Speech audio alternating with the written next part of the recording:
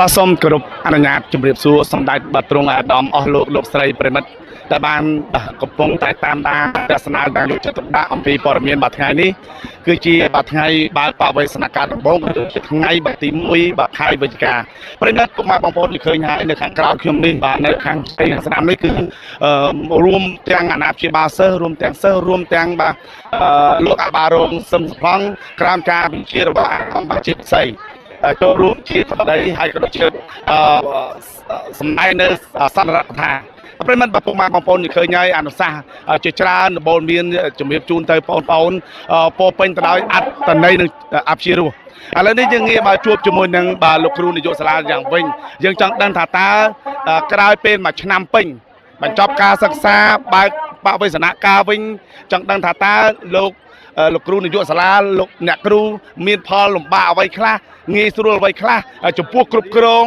បាទសិស្សរហូតដល់ 4-5,000 នាក់នោះបាទជំរាបសួរបាទលោកគ្រូបាទអរគុណណាស់បាទសំណួរដ៏ល្អនេះ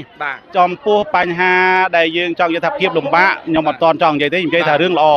បាទនៅទីនេះបាទសម្រាប់បងប្អូនសិស្សានុសិស្សដែលមានការចូលរួមពីសហគមន៍ដែលជាអាណាព្យាបាលគឺយើងបានធ្វើការជាមួយគ្នាយ៉ាងយកចិត្តទុកដាក់បំផុតបានល្អប្រសើរក្នុងឆ្នាំសិក្សា 2025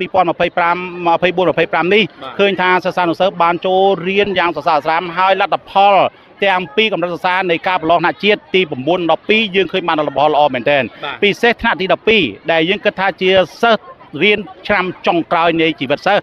គឺយើងទទួលបានភាគរយ 70% ទោះបីថានៅក្រោមថ្នាក់ជាតិមែនតែយើងពិតជាបានឡើងជារៀងរាល់ឆ្នាំនីតិ A យើងបាន 25 នាក់សម្រាប់ឆ្នាំសិក្សា 24-25 នេះបើគិតអំពីថ្នាក់រាជធានីណាយើងអត់បាននិយាយអំពីសាលាជំនាន់ថ្មីឬហៅ NGA យើងនៅលំដាប់លេខ 2 ដែលមានសិស្សនីតិ A ច្រើនជាងគេបាទហើយសម្រាប់ឆ្នាំសិក្សា 2024-25 នេះផងដែរសម្រាប់សិស្សថ្នាក់ទី 9 ក៏យើងឃើញថាជាប់បានច្រើនភាគរយមែនទែនរហូតដល់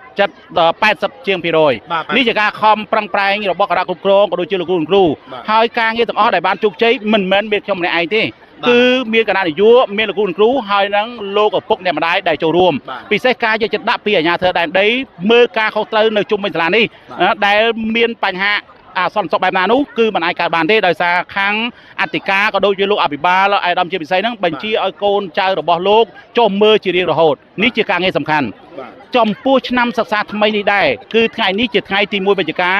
ដែលជាថ្ងៃបើកបវេសនកម្មដំបូងនៃឆ្នាំសិក្សាថ្មីនេះវិទ្យាល័យសាមគ្គីរបស់យើងខ្ញុំគឺដូចជាអស់លោកបានឃើញស្រាប់ហើយថានៅជុំវិញនេះគឺសិស្សបានចូលរួមយ៉ាងសស្រាលស្រាមតែម្ដងប៉ុន្តែអ្វីដែលយើងចង់រំលឹកនៅពេលនេះគឺយើងបានជូនមេដាយនិងបណ្ឌសាលដល់បងប្អូនឆ្នើមលេខ 1 លេខ 2 និងសិស្សឆ្នើម 3 ល្អចំនួន